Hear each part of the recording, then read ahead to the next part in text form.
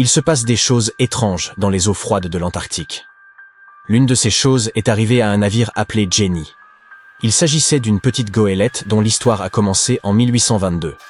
Le bateau et son équipage ont pris la mer et ont disparu un an plus tard. Pendant 18 ans, le navire a été considéré comme naufragé. Puis, les gens l'ont oublié. Mais en 1840, le monde entier en a de nouveau entendu parler. Cette année-là, le baleinier Hope naviguait dans le canal de Drake, en Antarctique, lorsque son équipage remarqua un navire au milieu des glaces. C'était la goélette Jenny. Elle flottait lentement dans l'obscurité, sans aucun signe de vie. Le capitaine du Hope, M. Brighton, donna l'ordre de s'approcher du mystérieux navire. Ils pensaient à tous qu'il s'agissait d'un vaisseau fantôme, mais bientôt, ils aperçurent bord des membres d'équipage sur le pont. Les marins s'adressèrent à eux, mais ne reçurent aucune réponse. Il était clair que quelque chose de terrible était arrivé. Lorsque Brighton monta à bord, il se rendit compte que l'équipage n'avait pas disparu, ainsi qu'on l'avait cru. Ils étaient bien là. Mais ils étaient figés comme des statues.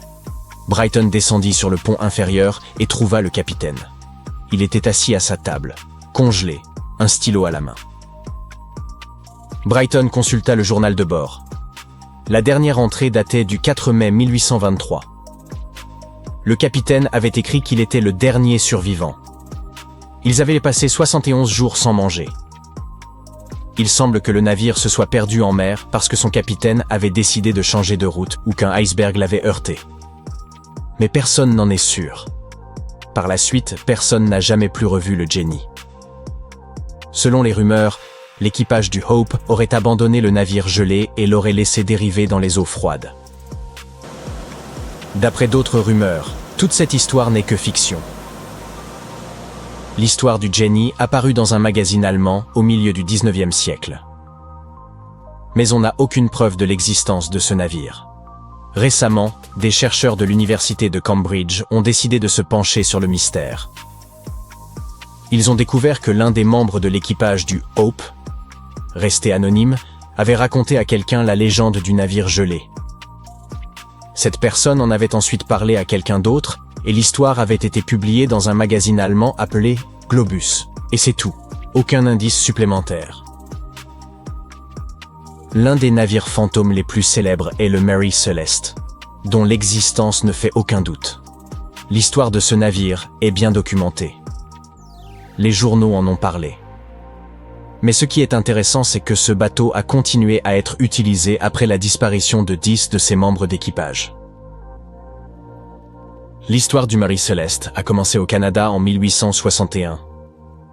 Pendant sa construction, le navire s'appelait l'Amazone. Il eut plusieurs capitaines et connut lui aussi quelques difficultés. Le bateau fut vendu, acheté, puis revendu, réparé, puis il navigua sous le nom de Mary Celeste. En 1872, son capitaine s'appelait Benjamin Briggs. C'était un homme honnête et courageux, doté d'une grande expérience de la navigation. Il avait une épouse, une fille et un fils. Lors de son dernier voyage, il emmena sa femme et sa fille avec lui, et son fils resta en Amérique. En novembre 1872, le Mary Celeste quitta le port de New York avec 10 personnes à bord et disparut. 8 jours plus tard, un autre navire, le Dei Gratia, quitta également New York et suivit la même route. Le capitaine du Dei Gratia, David Morehouse, aperçut le Mary Celeste et comprit immédiatement que quelque chose n'allait pas. Le navire se déplaçait trop librement, comme si personne ne le contrôlait. Le capitaine essaya de contacter les membres de son équipage, mais personne ne lui répondit. Alors, avec d'autres marins, il monta à bord du Mary Celeste. Le navire était en bon état. Il n'y avait pas de dégâts. La cale était légèrement remplie d'eau, mais c'était sans gravité. Tout semblait en ordre, mais il manquait un canot de sauvetage. Les objets de valeur des membres de l'équipage étaient dans leur cabine. La cargaison était dans la cale. Les réserves d'eau et de nourriture étaient intactes. D'après le journal de bord, le navire avait essuyé une tempête, mais rien de trop violent. D'autres navires avaient traversé cette tempête, et rien de grave ne leur était arrivé. La dernière entrée était datée du 25 novembre et affirmait que tout allait bien. Les voiles du Marie Céleste étaient légèrement endommagées, mais cela s'était peut-être produit après la disparition de l'équipage. L'ensemble du navire était en excellent état. Alors, qu'est-ce qui avait poussé ces hommes à l'abandonner? Une partie de l'équipage du Dei Gratia resta à bord du Marie Céleste pour le ramener à terre. Tout se passa bien. On achemina le bateau au port le plus proche. Ensuite, le capitaine du Dei Gratia comparut devant un tribunal et raconta son histoire. Mais le procureur et le juge ne crurent pas à son récit. Ils étaient persuadés que le capitaine s'était en réalité débarrassé de l'équipage du navire pour récupérer sa cargaison. Selon les lois maritimes de l'époque, si vous trouviez un bateau fantôme avec une cargaison de valeur, alors une partie substantielle de cette cargaison vous appartenait. De nombreuses personnes pensèrent donc que David Morehouse avait décidé de se faire un peu de sous. Cette version semblait plus crédible que celle de la disparition mystérieuse de 10 personnes. Heureusement, personne n'accusa le capitaine d'avoir commis un crime. On le remercia pour ses services et on lui donna une récompense en argent. Cependant, sa réputation fut entachée, ce qui affecta grandement sa carrière, car beaucoup pensaient qu'il avait attaqué l'équipage du Marie Céleste. Mais même après cette terrible affaire, ce procès et cette enquête, l'histoire n'était pas terminée. Le Marie Céleste était toujours un navire efficace. Il navigua encore plusieurs fois, jusqu'à ce qu'un capitaine le fasse s'écraser sur un récif afin de toucher l'assurance. Un tribunal révéla la manœuvre et accusa le capitaine d'avoir causé des dommages matériels de façon délibérée. L'histoire du Marie Céleste devint célèbre dans le monde entier. Les gens commencèrent à échafauder des théories plus ou moins réalistes. Certains croyaient que le navire avait traversé le triangle des Bermudes. Mais cette version fut rapidement réfutée, car la région des Bermudes se trouvait à des milliers de kilomètres de l'itinéraire du Marie Céleste. Le Kraken ou un autre monstre géant avait-il attaqué le navire? Non. Le bateau ayant été retrouvé dans un état presque parfait, cette théorie fut elle aussi réfutée. Selon l'une des versions les plus répandues, l'équipage du Marie Céleste aurait volé une cargaison de valeur et se serait rendu en Espagne à bord d'un canot de sauvetage. Cependant, ceux qui connaissèrent le capitaine Benjamin Briggs dirent qu'il s'agissait d'un homme honnête. Et puis, il avait un fils à New York. Il ne l'aurait jamais abandonné. Une enquête plus approfondie révéla qu'une série de circonstances fortuites pouvait être à l'origine de la disparition de l'équipage. Avant son dernier voyage, le navire avait livré du charbon. La pompe destinée à aspirer l'eau se serait alors bouchée avec cette matière. Et lorsque le navire avait traversé une tempête, la cale se serait tout simplement remplie d'eau. Briggs n'avait pas pu se rendre compte de la quantité d'eau présente, car les tonneaux entreposés empêchaient de bien voir. Il aurait estimé qu'il était dangereux de rester à bord du navire, et aurait donc évacué ses passagers sur un canot de sauvetage. Mais peut-être qu'au moment de rejoindre la terre ferme, la tempête s'était soudain intensifiée et avait renversé le canot. Par ailleurs, une entrée du journal de bord indique que le chronomètre était défectueux. Il s'agit d'un appareil permettant de déterminer la position d'un navire en mer à l'aide de la longitude. Briggs s'était perdu et ne savait pas dans quelle direction naviguer. La tempête était violente, et il ne pouvait pas savoir si le navire risquait de couler. Il aurait alors peut-être décidé de l'abandonner au moment d'approcher la côte des Açores. L'originalité de cette affaire de bateau fantôme réside dans le fait qu'il est possible à tout un chacun de mener l'enquête. Vous trouverez de nombreuses informations au sujet du Marie Céleste sur Internet. Il y a des documentaires et de nombreux articles. Peut-être parviendrez-vous à découvrir quelque chose que d'autres n'ont pas vu et à élucider le mystère de cette disparition. Par une douce nuit d'été, le 30 août 1892, un magnate de la navigation, Peter J. Minch, convia sa famille à une croisière sur les eaux du lac supérieur. Leur embarcation, le Western Reserve, était considérée comme l'un des navires les plus sûrs de son époque. Construit dans un acier similaire à celui employé plus tard pour le tristement célèbre Titanic, il partagea un sort tout aussi tragique. Brisé en deux, le bâtiment ne fut retrouvé qu'en 2024, soit 132 ans après sa disparition. Long de 91 mètres, ce vapeur fut le premier cargo des Grands Lacs à être doté d'un revêtement d'acier. Un quotidien le surnomma « le lévrier des eaux continentales », en raison de la vitesse à laquelle il fendait les flots. Conçu et financé par Peter Minch lui-même, le navire avait été mis à l'eau 2 ans auparavant, dans les chantiers navals de Cleveland. Le soir de sa dernière traversée, le Western Reserve mit le cap sur Two Harbors, dans le Minnesota. Minch était accompagné de 5 membres de sa famille. Son épouse, leurs 2 jeunes enfants, sa belle-sœur ainsi que sa nièce. 22 membres d'équipage se trouvaient également à bord. La traversée du lac Huron se déroula d'abord dans le calme, mais sitôt franchi la baie de Whitefish, le lac devint tumultueux, contraignant l'équipage à jeter l'ancre quelque temps. Plus tard dans la soirée, aux environs de 21 heures, à leur entrée dans le lac supérieur, une tempête estivale d'une rare violence se leva, accompagnée de rafales impétueuses et de vagues en furie. Puis survint la catastrophe, le navire commença à se disloquer. En moins de 10 minutes, le Western Reserve sombra corps et biens. Tous parvinrent à gagner les canots de sauvetage. La famille Minch, avec quelques marins, prit place à bord du canot en bois. Les 10 autres montèrent dans celui en métal. Mais la fureur des éléments fit immédiatement chavirer le canot métallique, et seuls quelques survivants parvinrent à rejoindre l'autre embarcation. Ce dernier canot dériva durant près de 10 heures. Un vapeur croisa leur route, mais ne perçut ni leurs appels ni leur présence. Vers 7 heures du matin, l'embarcation ne se trouvait plus qu'à 1 kilomètre du rivage, à hauteur de Deer Park, dans le Michigan. Si proche du salut, mais hélas, le canot chavira à son tour, précipitant tous ses occupants dans les eaux glacées du lac. Le seul rescapé fut Harry Stewart, le timonier du navire, âgé de 24 ans. Il parvint à nager plus d'1 kilomètre dans des eaux glacées pour rejoindre la rive, presque inanimé, mais bien vivant. Il déclara par la suite que sa survie ne tenait qu'à la protection offerte par un caban de grosse laine, bien ajusté à son corps.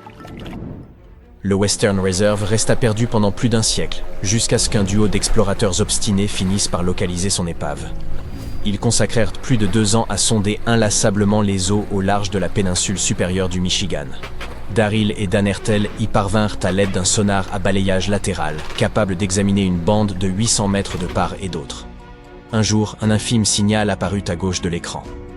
Aussi discret fut-il, Daryl en mesura l'ombre, constata qu'elle atteignait près de 12 mètres de hauteur et en déduisit qu'il s'agissait sans doute d'un élément de taille. Ils firent demi-tour et dirigèrent leur balayage sur la zone concernée. Ils aperçurent des panneaux de cale ainsi qu'une carcasse évoquant un navire littéralement brisé en 2. L'une des moitiés reposant sur l'autre, dans une position presque impossible.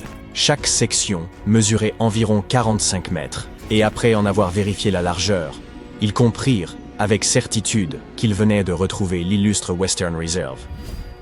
Les historiens demeurent incapables d'expliquer avec certitude pourquoi un bâtiment réputé insubmersible s'est soudainement rompu en son centre, mais plusieurs hypothèses sérieuses sont avancées. L'une d'elles évoque le phénomène de dos d'âne. Lorsqu'un navire chevauche une vague gigantesque, sa proue et sa poupe peuvent se retrouver suspendues, sans appui, exerçant ainsi une contrainte extrême sur la section centrale, qui se courbe alors vers le haut, à l'image d'un bâton que l'on plie en tirant sur ses extrémités. Une autre explication plausible concerne la qualité de l'acier utilisé pour sa construction. À cette époque, l'acier venait remplacer le fer en tant que matériau de choix, mais les procédés de fabrication demeuraient imparfaits. Certaines plaques étaient de médiocre qualité, ce qui aurait pu fragiliser l'ensemble de la structure. Il est aussi envisageable que le navire ait manqué de lest, ce poids destiné à en assurer la stabilité, ou que sa répartition ait été mal pensée. À peine 8 semaines après la catastrophe du Western Reserve, un autre bâtiment conçu à la même époque et façonné à partir de séries semblables de tôles d'acier connut le même sort funeste que son jumeau. Le W.H. Gilshire, vapeur de fret affecté au transport de marchandises entre les ports des Grands Lacs, entreprit ce qui devait être une traversée sans histoire le 26 octobre 1892.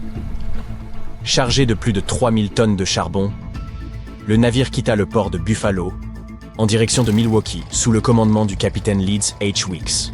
Il naviguait avec un équipage de 18 hommes. Le voyage s'annonçait sans encombre et dans l'après-midi du 28 octobre, le navire franchit le détroit de Mackinac avant de pénétrer dans les eaux du lac Michigan. Il était attendu à Milwaukee le 30, mais n'y parvint jamais. Une tempête d'une violence extrême s'abattit les 28 et 29 octobre sur les lacs Michigan et Huron, bouleversant les itinéraires de nombreuses embarcations. Lorsque le temps se calma enfin et que les navires commencèrent à rallier les ports, les premières pièces du drame du W.H. Gilshire furent réunies. Un capitaine, croisant non loin à bord de sa goélette, rapporta avoir aperçu un grand vapeur luttant contre les éléments à quelques 30 km au nord-ouest de l'île de North Manitou, le 28 octobre, aux environs de 20 heures. Le bâtiment paraissait sans défense, sans signe de vie à son bord. Peu après, un autre capitaine découvrit des débris, meubles et fragments d'un pont de navire, dérivant près de l'île de South Manitou. 2 vapeurs supplémentaires repêchèrent des morceaux de la timonerie du W.H. Gilcher dans cette même zone. Il devint alors évident que le cargo avait succombé à la tempête, et hélas, aucun membre de l'équipage ne survécut. Les Grands Lacs constituent depuis longtemps un foyer majeur de naufrages maritimes. Entre 6 000 et 10 000 épaves y ont été recensées depuis le XVIIe siècle. En 1679, le Griffon fut le premier navire européen à y disparaître sans laisser de traces. Parti de Buffalo, dans l'État de New York, à destination de Green Bay, dans le Wisconsin, il avait traversé le lac Erie, la rivière Détroit, le lac Sainte-Claire, puis le lac Huron, avant d'atteindre le lac Michigan. Après avoir accosté à Green Bay, le bâtiment entama son voyage de retour, et ne reparut jamais.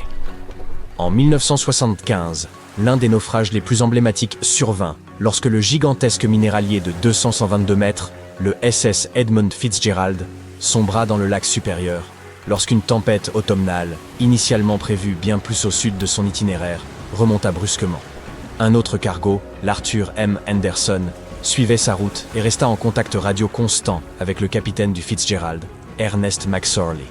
Dans l'après-midi du 10 novembre, des vagues déchaînées s'abattaient sur le pont, et des bourrasques dépassant les 130 km/h secouaient violemment les 2 navires. À 19h20, l'Anderson perdit le contact radio avec le Fitzgerald, qui avait disparu des radars. Aucun signal de détresse ne fut émis. Aucun avertissement ne précéda sa perte. Le gigantesque bâtiment s'était littéralement volatilisé. Par la suite, les équipes de secours découvrirent l'épave gisant à plus de 160 mètres de profondeur, brisée en 2 vastes segments. Aucun des 29 marins ne survécut, et nul ne put témoigner du drame. De telles tragédies peuvent découler de multiples facteurs. Erreurs humaines, pannes techniques, ou malheureuses coïncidences. Les Grands Lacs, vastes étendues d'eaux intérieures, présentent des phénomènes météorologiques comparables à ceux que l'on observe en mer. Ces véritables mers enclavées, nichées au cœur du continent, voient naître des tempêtes d'une puissance redoutable, parfois alimentées par des vents équivalents à ceux d'un ouragan. Ces phénomènes surviennent fréquemment en novembre et décembre, lorsque les eaux, encore tièdes après l'été, rencontrent les premières poussées d'air glacial provenant du Canada. L'écart de température entre air et eau, amplifié par des vents puissants, engendre d'énormes vagues. En outre, la glace se forme plus aisément en eau douce qu'en mer.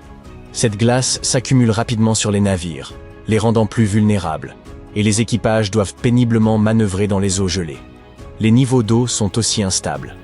Les années humides voient se multiplier les tempêtes, ce qui accroît les risques de dommages ou de naufrages.